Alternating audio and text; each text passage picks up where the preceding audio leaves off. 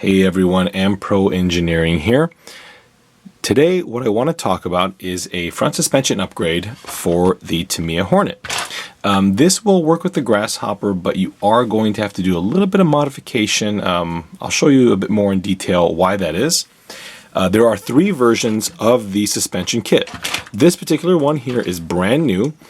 It is the 20 millimeter version. Now I'll talk about what 20 millimeter means. We've also got, and I do apologize, these are all prototype pieces, so there are going to be some kind of weird things going on, and I'll point them out as we go along. This suspension set here, and they all, by the way, come with uprights, and the uprights are all identical for, I think, pretty much everything I sell. This is the 0 offset front suspension, and my 10 millimeter offset front suspension can be featured here on Superfly. What that means, on these arms here, the 0 offset front suspension, and these end with a part number of 00. These are the same for both left and right. They can be flipped over. You can see there's a little peg right here for the aluminum bracket to mount where you mount your shock absorber. These are direct replacements for a Tamiya Hornet or Grasshopper with a stock shock, or in this case here, spring with a O-ring damper setup. Also, if you own a car that has like a UG front shock absorber, you would simply unscrew the metal bracket, screw it to the top of this, and you're all set. No geometry would change otherwise. In the 10 millimeter version here, what happens is and again, these are a little bit different because this has got a cantilever front suspension. In this case here, the shock absorber mount is 10 millimeters below the center point of where it was on the original Hornet. So here we see that the shock, this is actually a pretty good view. The shock on the left mounts right there at that point where the screw is. The shock on the right mounts 10 millimeters below that where this screw pin is. This worked very well, especially for the cantilever suspension setup that I've got here. The problem I found is that, let's say you didn't want to have this ball bearing cantilever, you had to buy a 50 millimeter shock absorber. So these are 50 millimeters from center to center. They have about 10 millimeters of travel, but the springs are, they're pretty stiff, and these are the softest ones that I've been able to find. So, I mean, travel's a bit on the low side, but it does work. It's really the spring coefficient here. It's way too hard, and the Hornet weighs about 3 ounces. So what was basically happening with these shocks is that even a small jump, the front end would do very little. So what we've done is gone from the 0 offset here, which again, if you're using a stock front suspension shock setup like the UG or the actual spring pogo stick. In this case here, you've got our 10 millimeter offset for a slightly longer shock. These are very, very useful if you've got the who made that? CRP, I think, made the shock towers. You'd cut these off and have the taller one. These work great for that. What I have got, which is brand new, is a 20 millimeter offset. Now these, as well as the 10 millimeter offset, are specific to right and left. If you actually see right here, there is an R and there is an L. These also have an L and an R. Okay, so these are site specific. These guys are not. These can flip either way. So what happens with the 20 millimeter offset is you can see that they've got this kind of geometry hanging below the surface. So the way this works is you take a standard 60 millimeter shock absorber. This was off my TA02. I put on some upgraded ones. You see the spring is way too short. That's because These shock absorbers, while on the TAO2, had two spacers. This little one here, which is 3 millimeters, and the other one behind it, which I think it looks like around 7 millimeters. So you had a 10 millimeter spacer inside the shock absorber. So basically, it was right around here. Okay, so if you're going to use a 60 millimeter shock, make sure you yank those things out, because otherwise you're going to have far too little travel. Now this does increase the length quite a bit here. I think this is going to be more around 65 or so. So for testing purposes, I'm just going to put it in like this, and then when I see where I want it, I'm going to put a spacer in and try and get it exactly how I feel it should perform. Okay, so let's begin. Now there are two versions of this mount, okay, and this suspension set does come with both of them. This is the one that I prefer when I've got a nice body. So for example, if I've got a shelf queen or something, or if I've got a car that's fairly lightly run, I will use this set, and I'll show you how this works. There's also this version here, which is significantly more robust, but does require you to cut the body out exactly as you would on a Panda Cyclone. Okay, so this is a Cyclone, so you'd have to make this notch right here in the body for this upper link. This one here is a bit different, as it screws in here and the upper link goes a bit further back, but what you get is the exact same deal, where you have to just trim the body out a little bit there. It is stronger, but the cosmetics can't suffer, so it really depends on your application. So I'm going to begin by trimming the sprue. Now, these are available on Shapeways, and Shapeways does have many color choices. I chose this pink because the car's pink. The way that these are actually created is they're all white. Later on in the printing process, or in the manufacturing process, they go ahead and dye these. So you are going to note that there's a little tiny bit of white. So you know there's a little tiny bit of white that is visible. I've done my best to place the sprues in areas that aren't going to be visible. In this case here, this is going to be embedded in the car, because this is where the AR mounts to. And in the case of the upper link here, it's on the back side. So let's remove the body and show you how this works. For this upper link, it goes right there and actually seats very nicely, and we'll just use two standard Tamiya screws to hold this in. Now, I mentioned earlier that although you can use this suspension kit on a Grasshopper, the Grasshopper body mounts to these right here. So you're gonna have to trim down the body post by 2 millimeters, which is the thickness of this upper link here, and then seat it back down. But you're also going to have to carve out the side of the polystyrene to fit these little bosses out there. The effect should be quite minimal, but just know that it's a little more involved when it comes to a Grasshopper. So we're going to start by installing some ball ends on the ends over here. Now, I use as much Tamiya related hardware as possible, so I'm going to use some 4.8 millimeter ball ends for this. I've specifically made these holes large so that it's not possible to self-tap into these, because there's not nearly enough material to do that. Right? These threads on these ball ends may be a little bit short. I've got about 3 threads sticking out. That's good enough for me for this application.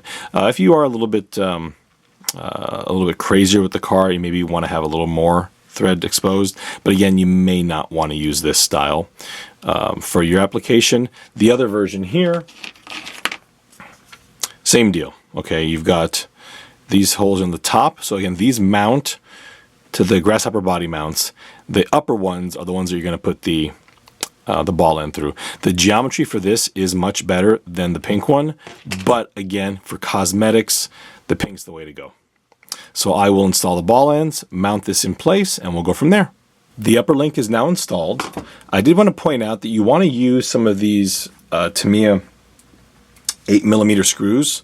These are the smaller ones that you normally get with your kit. More commonly found in the kits are the 12mm screws. The problem with the 12mm screws is that it is going to go through this very thin piece of nylon here. what's probably going to happen is either the bottom is going to punch through the chassis on the Hornet, or worse yet, you'll break off one of these mounts. So please either use an 8mm screw or just get your Dremel and hack off the front of this screw. Okay, pretty important there. Now I did mention that this particular style is going to allow you to fit the body without any modification. So let's go ahead and do that. I'm going to try and get an angle where we can see this body slip on there.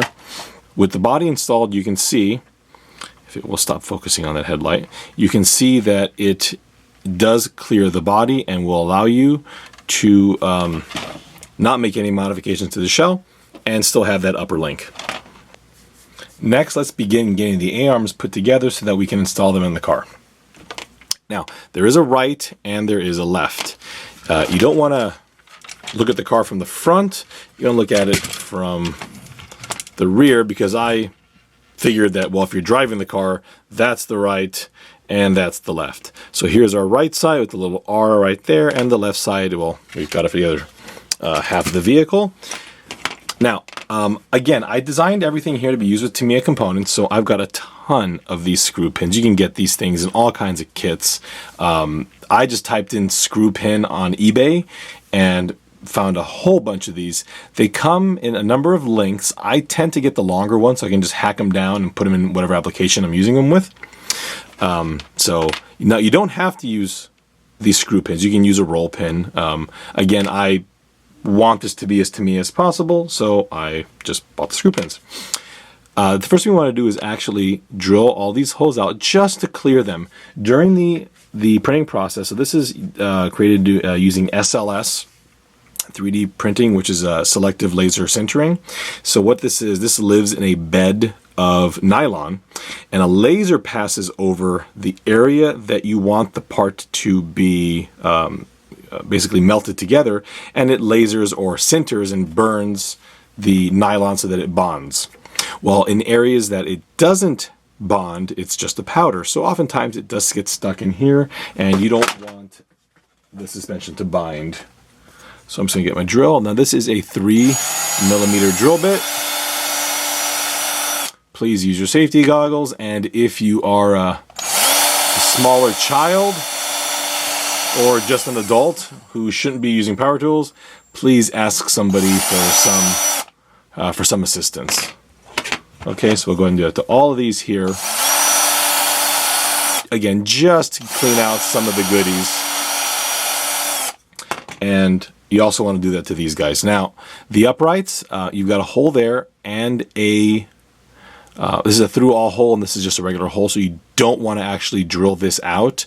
What you want to do here is just thread into it.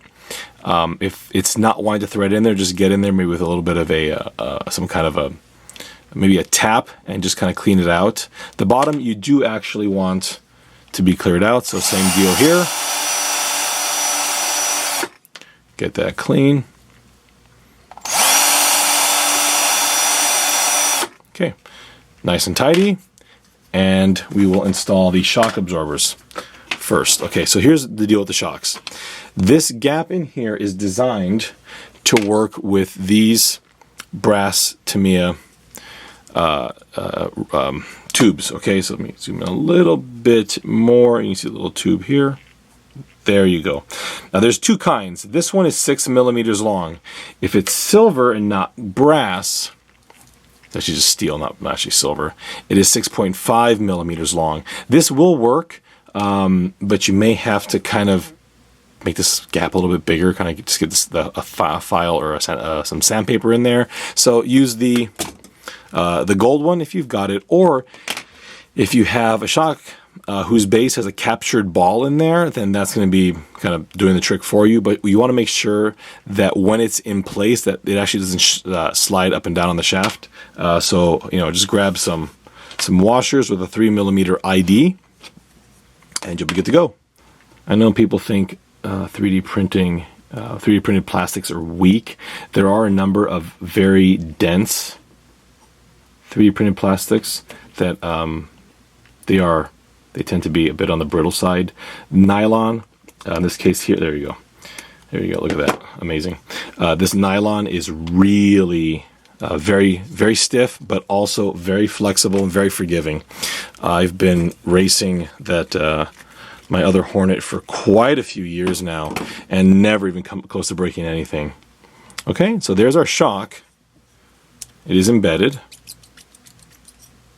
So now that the shock is in place, we can go ahead and install the upright. So what you want to do is match L to L. No, that's not going to work. Yeah, so match the L and the L together. I'll install my screw pin. This screw pin is a little bit long, but my wife is upstairs asleep because it's quite late right now, and I don't want to wake anybody up. So we're just going to have to cut that later on. Okay, installed. There's our upright, and we should go ahead and put a ball end in here.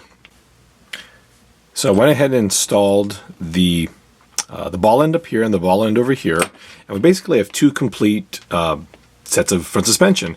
So what we need now is to actually steal the knuckles off of the original Hornet and then yank off the stock front suspension. So we will do that next.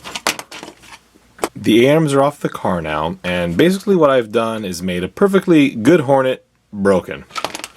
Well, we'll fix that later. Okay, so again, I do want the knuckles here. This is these are the older style way of attaching the knuckles. If you have a re-release, it has one of those screw pins. This car is kind of pieced together from mountains of Hornets that I own. So most of it is re-release, and some of it, like these knuckles, for example, do have the old style of attaching it. Now, don't toss the A-arms just yet. So what we really want to do is take these brackets here, because we need to mount those upside down on the top of the shock tower to attach our new shocks. Before we install the knuckle, I do want to mention that we have to drill these out as well. Now earlier I said use a 3mm drill bit. In this case here, because these pins are precision ground, these are nearly 3mm exactly in diameter. So if you drill the hole with a drill bit that's 3mm and it's not exactly 3mm, what's going to happen is it may bind. So that's what's happening here. I'm going to drill these out now with a 3.2mm drill bit. Again, please, safety glasses. Children, have a parent help you. And let's place it in here. So this is my right side now. So before we install the suspension, we want to take these little metal brackets here that came off of the front suspension of the car and install them on the top of the shock tower. I'm using a 12mm M3 screw. Now these are very, very common in Tamiya kits here. Let's throw that in there. Okay, now, what's really important is you want to make sure that this bracket here is pointing in the correct direction. So what you really want it to be, and you may have to try and fit the suspension arm very quickly here, is try and get it in there and just kind of hold it in place. And what you want to do is set the top of the shock in there so that the bracket and the shock absorber are pointing in roughly the same direction, okay? If you don't, it might cause too much stress on the top of the shock absorber. So this is pretty close. We are finally at the fun part. Now we get to install the suspension arm assembly into the Hornet. This is going to work exactly as it would work in a stock Hornet. So I'm just going to go ahead and put the right side in the right side. And it's getting caught there. Okay, right side in the right side, left side in the left side. I do want to mention one thing. So the overall length of this here is nominal. That means that if the Hornet suspension if the chassis at all has any kind of flex, it won't initially fit. There's a little bit of overlap here of about a 0.5 millimeter, maybe even less, maybe a 1/4 millimeter. If I press down, it just pops right in there. Okay. Basically, the longer I made these, the more robust they were. So if you find that they're not fitting well, or if you find that you install them and they bind, just shave a little bit off of that end. Okay, so that's all in there. Let's back thread these screws. So the first thing we want to do is just mount the top of the shock, because this is going to get super annoying. If you did not use the screw that came with the Hornet, that was the one that was on the on this piece right here when you took apart the A-arms.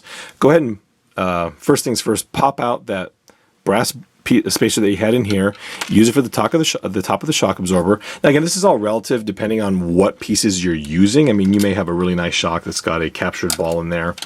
But in this case here, I don't. So I'm going to use that screw that was through this originally, and that plastic nut to hold the entire assembly together. The top of the shock absorbers are screwed in place now, and we're kind of almost having a car again. So you can see that we've got some nice suspension here. And again, it may need some adjustment when we all put the thing back together. Maybe the shock oil is going to be too thick. I've got a 30 weight in there right now. So what has to be done is we're going to make an upper length that goes from here to here. And then we also have to back off quite a ways the stock ball end on the Tamiya servo, and these should just barely reach. Mainly because when you actually build the Hornet kit, you have to thread them all the way on. So they should have enough play now. I went ahead and cut the threaded rod and installed some ball ends on it. I wish I could tell you how long the threaded rod has to be, but depending on the ball ends that you select, it can vary in length. In this case here, it's about 19 millimeters, maybe give or take half a millimeter or so. Obviously I cut this with the Dremel, so it's not the most accurate thing in the world. Let's install some tires. All right. So again, I've done really no adjustments on the shock absorbers. I mean, right now they kind of probably hang down a bit too long, but nevertheless, oh, what is that? Did you see that? Ooh. One more time. Ooh. Again, the car's got no batteries, got no electronics. Oh, good. I just realized I chose the car with no electronics. That's fabulous. Oh well, we'll put some in and test drive it later. Let's see what happens when we press the suspension down. Sweet. Okay, I know it looks like the tires are got way too much toe out, but they're actually not. Let's do it from this angle here. So I just want to let you know that this particular geometry isn't ideal. It does shorten this arm, so the geometry between the lower arm and the upper link can show some camber change. It is pretty slight. If we do compare that to Superfly, which has the other style of upper link. Okay, you see this upper link's way longer. It also has negative camber. Okay, so we can go ahead and do that. And you see it's way less change than this one here. Okay, now, because I do happen to love the Hornet and all of its interesting ways, let's grab an original and just kind of ground us and just remember, how was it before? I'm going to go ahead, again, let's try that. Okay, cool. And let's try that. Okay, and there we have our changing camber. I love bump steer. Okay, and there we have it.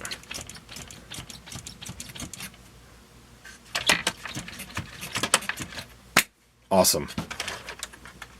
Remember that throughout all this work here, we did not in any way modify the Hornet's chassis to have any holes, any cuts, nothing. This is completely reversible.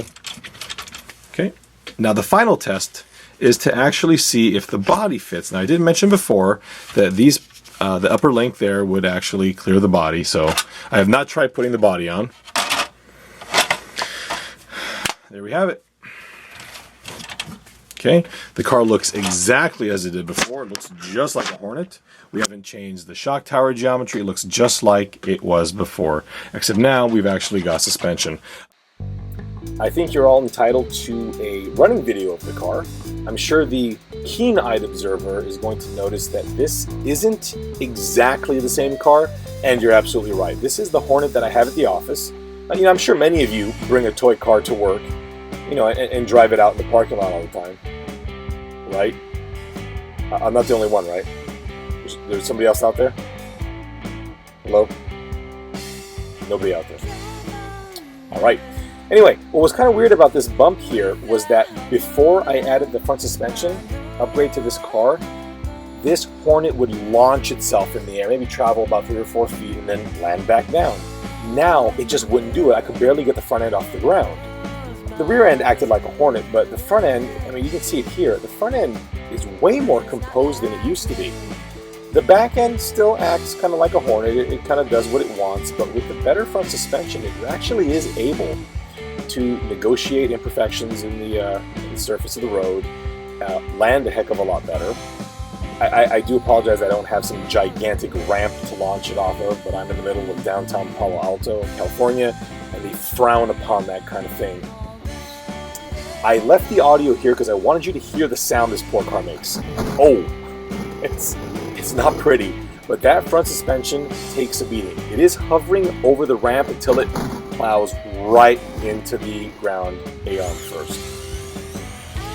Just a real quick operational video of the car. What I was immediately surprised by here was the car's ability to negotiate small imperfections in the surface of the road. This road's not great. It's not horrible either. I mean, you don't see the potholes here. But that little divot that I'm going around from the main highway to that side street is quite imperfect. It's got quite a few bumps. You'll notice the back end bouncing a bit, but the front of the car is planted to the ground. I was expecting better road holding from jumping or landing, but I was really surprised here by its performance just buzzing around the street.